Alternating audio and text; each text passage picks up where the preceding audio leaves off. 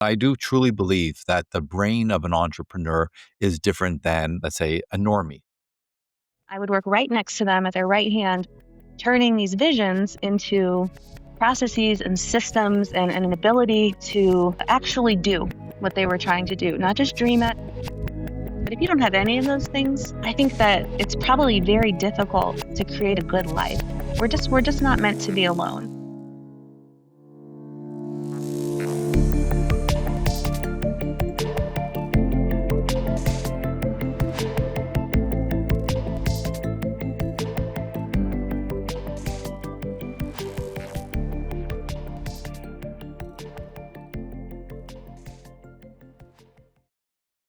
Hello, and welcome to Awake at the Wheel. So, in today's episode, we are joined by Brittany Rastsmith, and she is a founder as well as a startup mentor who helps business owners to turn their big picture visions into executable systems and tangible results. So, as our listeners know, both Oren and I are business owners working in our private practices. And I personally have written quite a bit in the past with regard to the role that having a strong knowledge of psychology and psychological concepts can play in providing strong leadership and building a successful business by way of having the right mindset as a business owner, as well as developing some very important skills. One of the most important and most necessary, in my opinion, being resilience. So, Brittany, welcome. Thanks so much for being with us today. We're excited to dive into this conversation with you. But tell our listeners a bit more about you. Well, hey, thanks for having me. I'm excited to be here today. Um, I have been working in startups and small growing remote businesses for more than a decade now. A few different flavors, including I've spent not an insubstantial amount of time building and training a wraparound program. So I'm very familiar with some of the uh, intersections between business building and psychology. Actually, Okay. before that, I went to school for anthropology. So I really love coming at business from a perspective of understanding why people do what they do. I think it gives you a very competitive advantage. Okay. So, in your work with business owners, with entrepreneurs, what have you found are some of the psychological traits that are most commonly present in those who are the most successful? Well, one of the things that I think is incredibly important is to find people who have strong intrinsic motivation.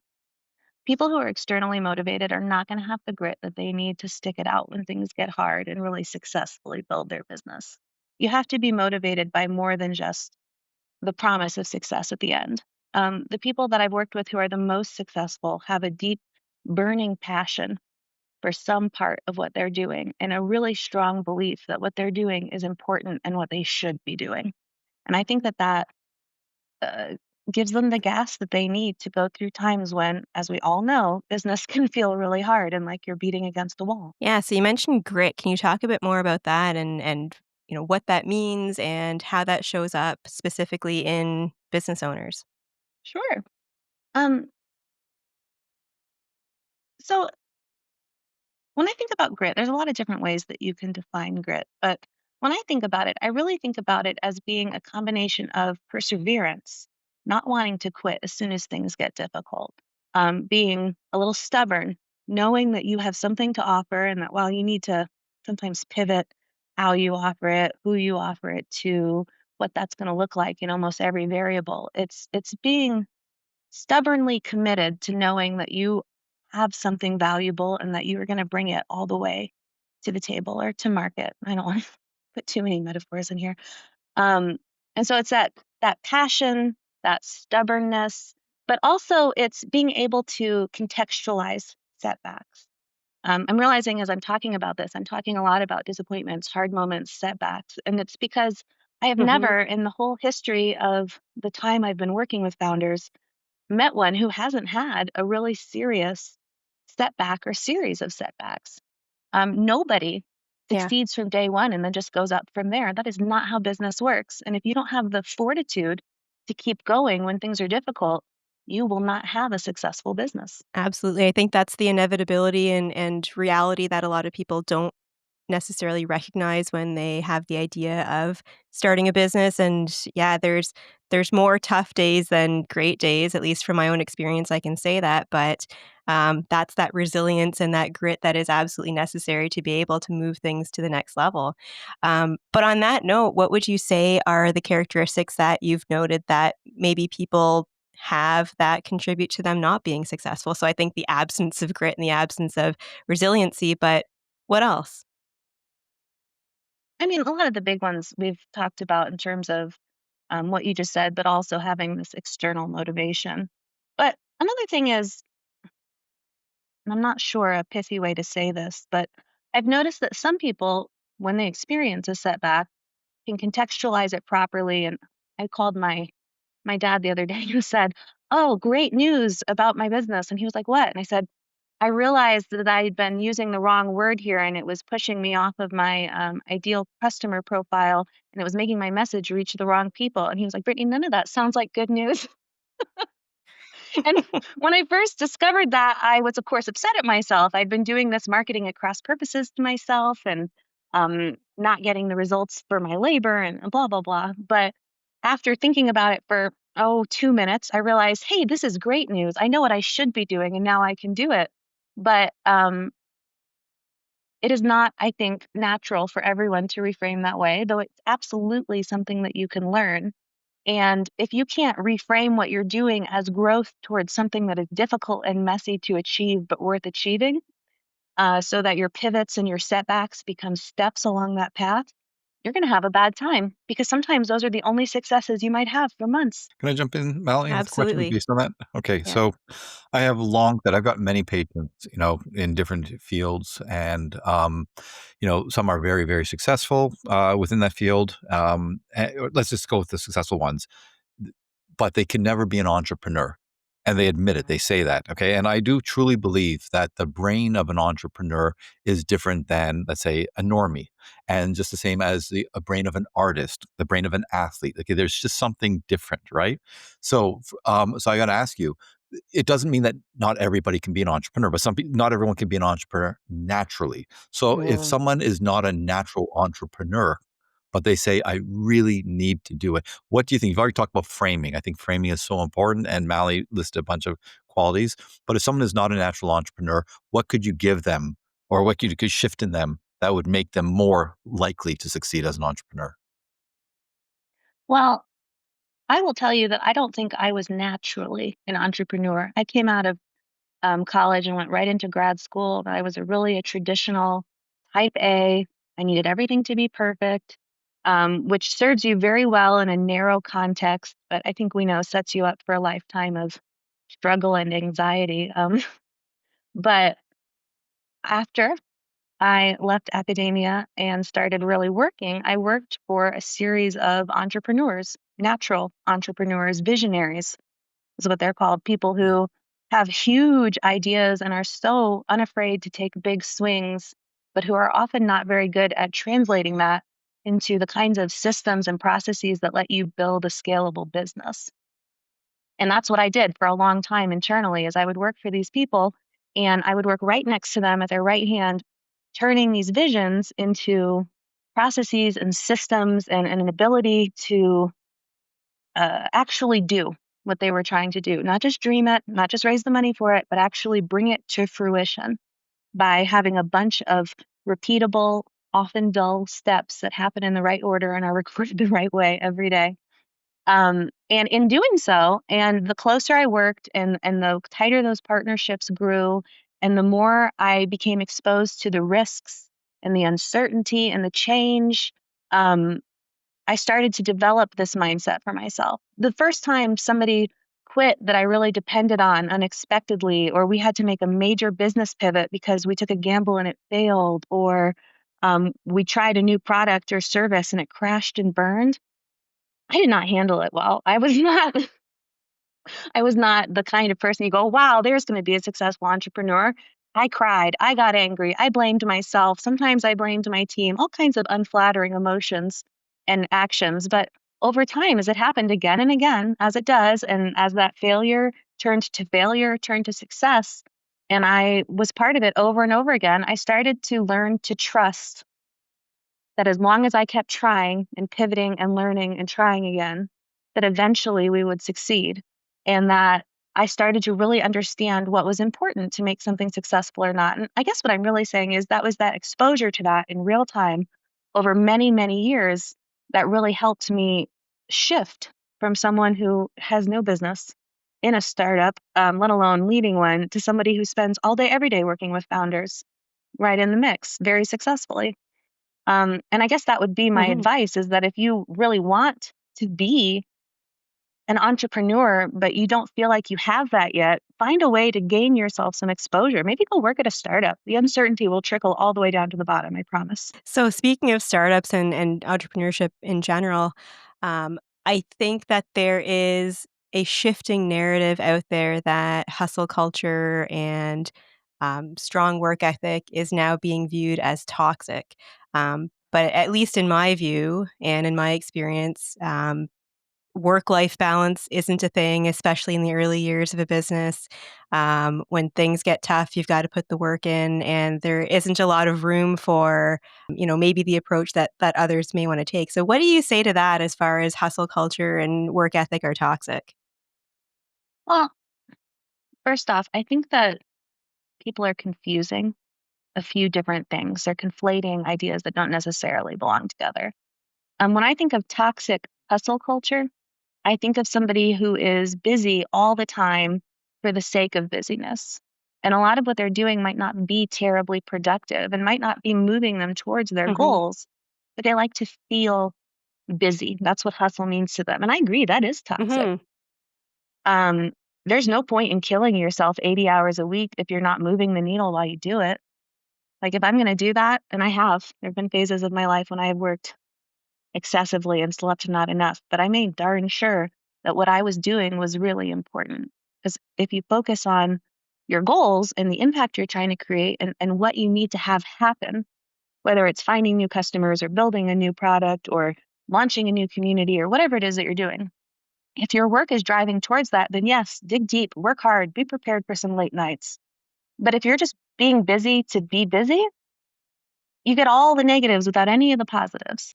And I'm just curious what your thoughts are. So again, I have many patients in, like, let's say a certain industry, and for whatever reason, they want to get out, they want to start, they want to be an entrepreneur.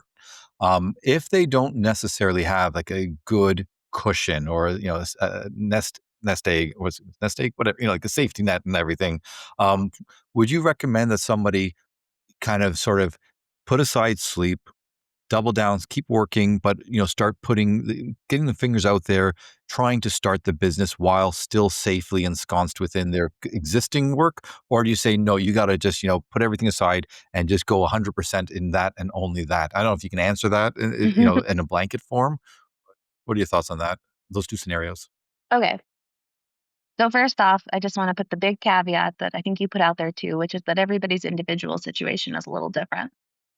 But when you launch a business, no matter how great your idea is and no matter what you're doing, you can expect at a minimum there to be several months where you're not really getting any money for your efforts. If you can't float that, if you don't have enough in savings that makes you uncomfortable, then you need to do something else to make money in the meantime. It could be staying at the job you have now, or maybe you downshift. Maybe if you really hate what you're doing and it's already sucking you dry, you leave that job once you've got another much easier job lined up, but that's going to pay you enough to support you until you've got your business really going. But I think that when people just quit, and especially if they've never done a business of their own before, and they have no plan for how to make money in the interim until that picks up, which again is going to be at least several months, but sometimes it takes years. It's not uncommon for it to take more than a year. Um, Having not enough money to be able to make that journey is going to be so stressful. It's going to put so much pressure on an already pressure filled situation. It's going to be hard on any of your relationships and your responsibilities. I would never recommend that someone that doesn't have to just take the leap and try to start their very first business with no kind of income or safety net. That sounds terrible. Okay. Now, that said, there are a lot of ways So, you can do as contract work. So there are tons Mm, of middle grounds, right. right? Like I had a period several years ago after my son was born. Gosh, I guess it was a while ago. He just turned 11. but where I didn't want to work where I was working anymore for a variety of personal reasons. I was in child welfare and it just became too difficult once I had my own child. Um, and I wasn't ready to dive into a new full-time thing, so I thought I would just take contract work for a while, and it was pretty easy to get some reasonably well-paying contract work that suited my own pace in the interim. So that's always an option too if you have a strong skill set. So, as far as the entrepreneurs that you mentor, um, what is typically your recommendation as far as external supports? And what I mean by that is, of course, we as individuals have to have all of the strong characteristics that we've spoken about. Um, but what else needs to exist? So, for example, like friendships and social circles and marriages, because I think we can all agree that like business does impact all of those relationships. So, what advice do you give to people in your mentorship program with that? So one of the things that I think it's really important to think about is who you're going to go to for what. You don't want to go to your mom who's a chronic worrier and who will take every slightly negative thing as a sign of the impending apocalypse to talk about your whether or not you should pivot your business model because she's going to freak out and tell you to just go get a regular job and stop threatening your grandchildren's stability, right? You don't want you need at least one person in your corner who knows the realities of that startup life. Hashtag startup life. No. Who gets what it's like to start a business, who's not going to be thrown by what are totally normal things, because what you need them to be able to do is to reassure you, hey, this is totally normal. This happens to everyone, Mhm. right? You need someone who's going to be there for you emotionally when you're not at your best and you can't go to your mentors because you don't want them to see you being quite this upset. Someone who just loves you. You need people who you can talk to about other things so that your business doesn't become your whole life. It's important to have a rich and varied social network for humans, just for everybody. This isn't about entrepreneurs. We're social creatures, as I know you both know. But it is Mhm. especially important as you're starting this new part of your life to identify the kinds of new needs that you're going to have that your current social network doesn't currently support and to find people to fill those needs, whether they're formal mentors or just people who are informally willing and able to have these kinds of discussions with you. Yeah. So on the topic of mentorship, I'm so fortunate to have like I would say the best possible business mentor ever and it's just the way that things went and a lot of luck surrounding that. But how do you recommend people find the right business mentor? So I want to make a distinction first between business mentors and um, what I actually do. I do mentoring through Growth Mentor and some other places, but what I actually do is I come in and I help people build systems that allow them to stop being directly involved in every part of their business themselves so that they have the ability to grow. And there are a bunch of different people out Mhm. there that do work like I do or other things, set up a marketing plan, figuring out your sales, whatever, that will come in and they can help you with that. But when we're talking about mentors, what we're really talking about is somebody who is willing and able to have high level, um, sometimes abstract, sometimes personal discussions that help you think through your problems. They're not really doing anything, they're there to help you get the benefit of their advice and clarity. And so, with that in mind, when I think about finding a mentor, I personally am looking for someone that has some kind of specialized experience that is above what I have. That's where I'd like to grow aspirationally. I'm looking for someone who's accomplished the thing I'm trying to do so that I can learn from how they did it and try to emulate as much as it makes sense their path to success instead of inventing it for myself. And can people do it without a mentor in your opinion? I think that people who don't have the proper social support, whether it's a business mentor or a romantic partner or friends to go out with and let off steam or family that supports them, or you don't have to have all of those things. But if you don't have any of those things,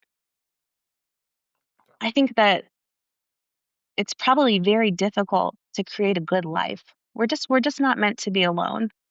And so while I don't want to say that no one can build a business without a business mentor specifically, I will say that if you don't have anyone in your life that you can have thoughtful, productive, resonating conversations about both the struggles and the triumphs of the business that you're trying to build, it is going to be harder and more lonely than it has to be. And it's going to be hard and lonely anyway. So there's really no reason to make it worse. Hmm. Yeah. So when it comes to the work that you do with building systems and helping entrepreneurs take a step back and, not be in the business day to day and, in the weeds, so to speak, what do you find that the biggest motivation is for individuals wanting to take that next step? Well, look, there is a hard limit on how much you can grow if you have to stay involved in every part of the business yourself. If you're making all the decisions, everything's being run through your hands, you're acting in lieu of a system. I always say, if you don't have a system, you are the system. And if you are the system, there is a low ceiling of how big you can get. That's it. If you want to grow any bigger, you can't because you're not pushing the work out of your hands. Um, there's a lot of other things, right? People hate that it's consuming their whole life. People hate the feeling that they can't go on vacation or take a day off or go do a thing at their kid's school because as soon as they step away, everything stops. People hate feeling all alone. But the reality of the situation is that by the time most people come work with me, though, of course, we could have done something earlier to alleviate any of those things we just talked about, it's because they've hit their ceiling and they've realized that if they don't get serious about creating a system that is not based on a cult of personality around themselves, that they can never get any bigger than they are and they'll never have any of their own time back until they quit. Yeah. So, from a psychological perspective, and I'm speaking both as a business owner and as a clinician that works with business owners, what do you think gets in the way of them recognizing that sooner? So, like you said, they come to you at a point where they eventually recognize this should have happened sooner rather than later. So, what gets in the way? Well, I think there's a lot of different things that boil down to the myth of the founder that we tell ourselves. There's a rich mythos in our culture about what founders are. And part of it um, are these pithy little things that founders say to each other all the time that are so destructive. Things like, nobody will ever care about your business as much as you do, so you can never Mm, expect anyone to do the work as well as you do. Or, no one will ever understand your business like you do. So if you take yourself out of any part of the decisions, it'll start to fall apart. There's just this idea that if you let any part of your business slip out of your direct grasp, that it's going to fall apart in short order. And this is backed up by the fact that if you try to withdraw without installing good performance management systems, good processes, good ways of tracking outcomes, not tracking people, tracking outcomes. It really doesn't matter how much people are sitting in their chairs. It matters what they're accomplishing. I just want to be very clear about that. But anyway, if you try to pull away without creating these systems first, you do see a massive degradation in the quality of work being done and sometimes the work stopping completely. And so then people look at it and go, oh, look, see, this is just how it has to be. If you pull back and stop being directly involved, everything falls apart. Which is really mhm, shocking if you think about it, because we live in a world of huge corporations, giant global businesses. Clearly, there is a way to get other people to do work on your behalf, but founders mhm. sometimes are told over and over again, it's all on you until they start to believe that no one else can do anything for them, which is crazy if you think about the world of specialization modern Mhm. business lives in. Yeah, and I don't wanna put words in your mouth here, but I think in large part what you're saying, especially when it comes to startups and founders, what potentially is lacking is a knowledge of strong leadership and how to execute strong leadership, how to hire the right people. I always joke that I'm a 7 out of 10 and I hire 10 out of 10s because I want people who are smarter than me helping me run my business successfully. But I think that comes from me being able to or having been able to learn appropriate leadership and how to find the right people. But that said, I also think that in the early stages of a business, a lot of times people who are moved into leadership are more out of availability and they just happen to be there rather than out of skill and ability. So I threw a lot out there, but what are your thoughts surrounding founders and leadership skills? Well, first off, I think that the Peter Principle is alive and well, regardless of whether you're a startup or an established business. That is kind of the way it works, right? You do well at your job, you get promoted, you get promoted. At some point, you get promoted into management. And when you stop being good at your job, you stop getting promoted. So you stay at the job that is your worst one, which is, it's a Hmm. travesty, honestly, the way that we don't train Yeah. people for management. Um, and I think that's true at startups as well as anywhere else. And I do think that a lot of founders don't have, I'm reluctant to actually just agree with you that it's leadership skills, because I think that leadership skills is a really loaded term that goes back to things like culture and a lot of ideas that become super important at a stable state, but that can actually be really destructive when they're introduced too early. I've seen more than one startup fold because they brought in some kind of operations expert, some big dollar operations expert who tried to make everybody have the same experience at the last big foundation he worked at. And it's not sustainable in an environment where you still need people to be able to pivot quickly and regularly and be responsive to new information, and people's roles are getting reshuffled. It's not necessarily stage appropriate developmentally for the organization. In those earlier stages, I think it's less about classic traits of leadership, and it's more about creating real transparency and clarity so that decisions are documented. People know where to go for information. There's real process that's written out in a way that it doesn't live in someone's head, that the way that everything is being managed performance wise is absolutely crystal clear and has the supporting data underneath it so that you can figure out how to change. Because the one thing that is absolutely true about startups is that they have to be nimble to stay on their toes. Can I ask a question? It's a total, I think it's a pivot, okay?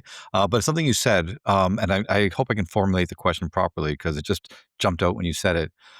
Statistically speaking, I guess we can infer that there will be far more people, let's say, working for a startup, because that's, in the last number of years, startups have become more popular, far more people working for them than operating them or running them, right? So Sure. I'm just curious when you talked about this, the entrepreneur mindset about like basically the entrepreneur has his or her own let's say intrinsic motivation to do it. They have a vision. They have all these that they want to see happen, and they are more passionately invested in it, and maybe financially than anybody else will be. Okay, and so they have a certain mentality.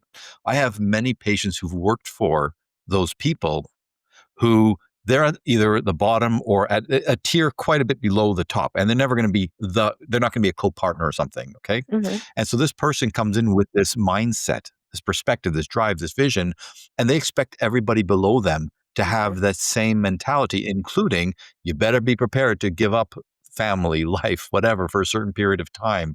So again, I hope I can articulate the question properly, but what do you think about, let's say, about that disconnect between this perspective and trying to impose it on the people below who, maybe they have some vision, maybe they want to be an entrepreneur one day, maybe they're trying to, get some kind of mentorship, but they're never going to yield the same benefits and they don't have the same risks as the person at the top. Yet they're being told to sort of have the same mentality, or this in being implied. I hope the question makes sense. It does. And I love that question. And I love that you said, how do you impose that mentality on the people below you? Because so many people think about it exactly like that. How do I make my staff care about this in the way that I do? And in startup parlance, you call it taking ownership, right? You want them to really own whatever their function is, because doing a function means following the steps as they're written out and hoping for the best. But owning it means paying critical attention. Is this working?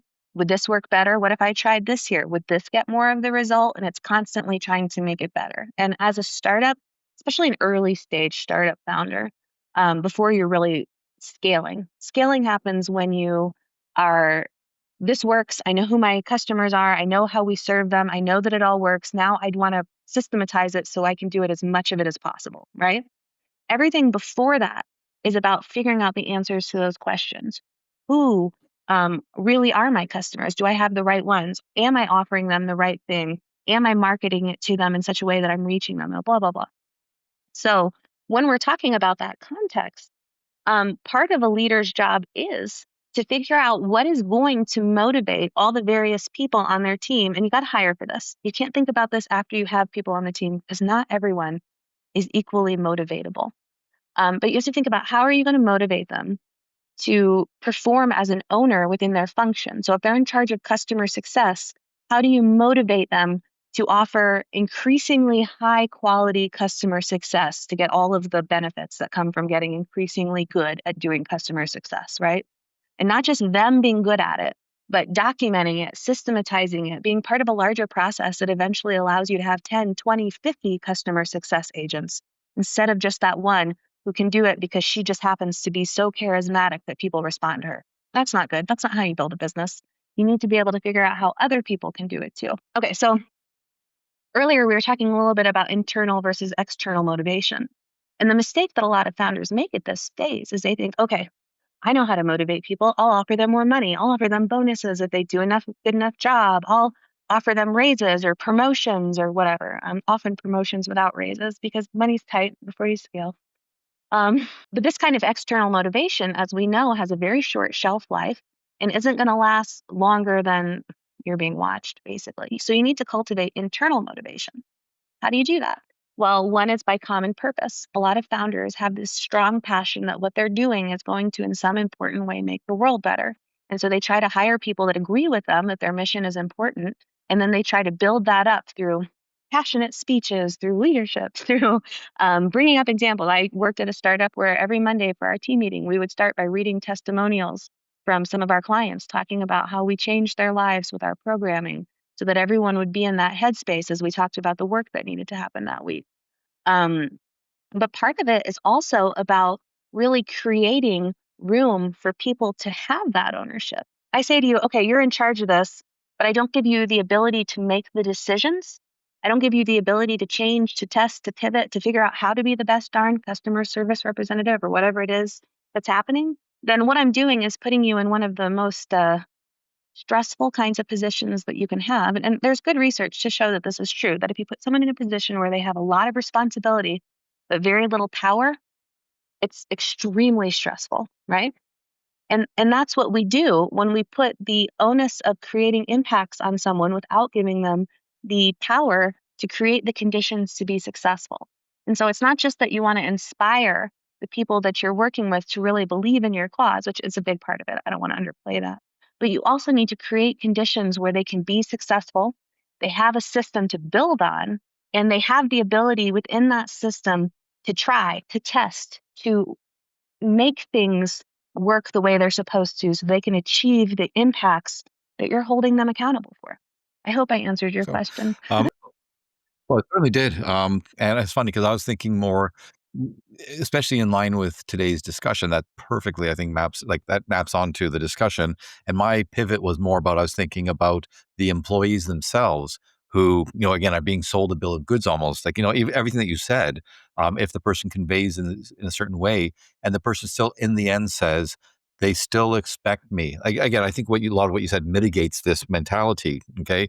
But they still say, okay, they want more from me than I'm willing to give because in the end, the capitalist, the entrepreneur, he or she Yeah. is going to make all the money off the back of my labor. So I'm just wondering because I have a lot of patients in that situation where how do you motivate the person, beneath to say like, no, yeah, you're getting paid, maybe not as good as this person, and you're being asked a lot or whatever, but how do you maintain that motivation on that lower end? Again, I think most of what you said would apply to that. Is there anything else thinking more from that person's perspective, on the bottom? Oh, yes. Thank you. There was one more thing that I had meant to say, which is that one of the Okay. beautiful things about startups, and one of the things that drew me to them in the first place, is that there is so much room for growth and learning new things.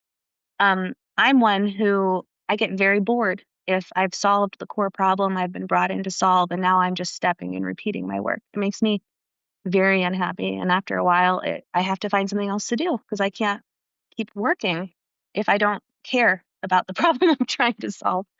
And so part of it's about hiring. It's about hiring people that care about that. But let's say you get people in, you give them the problem to solve, you give them that interesting work, but you also want to give them those growth opportunities. Working at a startup is the only place I know that someone can go from being an entry level customer success specialist to being the director of customer success in a year and a half, right? You go in, you build it, you do a good job, you get someone underneath you, you keep getting promotions, and before you know it, you're leading a team. It might take you 10 years to make that jump in traditional stable state businesses. Yeah. So, as far as what we've talked about today, we've spoken a lot about the different personality traits, different relationships that we should have in our lives. But we like to end this podcast with, what people can do, what's something actionable that they can take from what we've spoken about today and implement into their lives. So, a broad question I'm asking, but what would you say is some advice that you could give to our listeners as far as what they can do to make some changes or make some improvements? Sure. I think that one of the things that everyone who works in any kind of startup environment should do is they should periodically pause and take a hard look at how they're spending their time. Um, Startups are chaotic. It's part of the nature of the beast. And in chaos, especially in an environment where everyone is trying to work as hard as they can and show how committed they are and pull their weight, it is really easy to get caught up in this trap of busyness over productivity. If you have two things on your plate, and one is to solve a very difficult problem that you don't have the resources or, frankly, any idea how to solve, and the other one is to spend 2 hours answering emails and going through Slack messages and visibly looking helpful, it's really easy to choose the emails and the Slack messages, right? But it's Mhm. tackling that difficult problem that's going to move you forward. And so, for a lot of people who are overwhelmed, who feel like they're expected to work 68 hours a week, who feel like they're never able to turn off their phones and leave their email and are overwhelmed by the chaos, the smartest and simplest thing that you could do is to periodically audit how you're spending your time and whether or not it has moved the needle. Like, a lot of people discover they're in a lot of meetings that have no impact on any of the things they're being measured on, or that they're doing a lot of tasks that nobody cares about that are legacy tasks. I do some small amount of coaching directly with remote leaders, and it is not uncommon for them to figure out they're spending 10, 15, sometimes 20 hours a week basically wasting their time doing things that feel busy but are not moving the needle. And once you take all that stuff out, you can use some of that time to be more productive and to accomplish more. And you can use some of that time to, I don't know, take your kids to a movie, make yourself a nice dinner, not work all weekend. Because the bottom line is you probably Yeah. don't have 60 hours of productive work you need to do a week.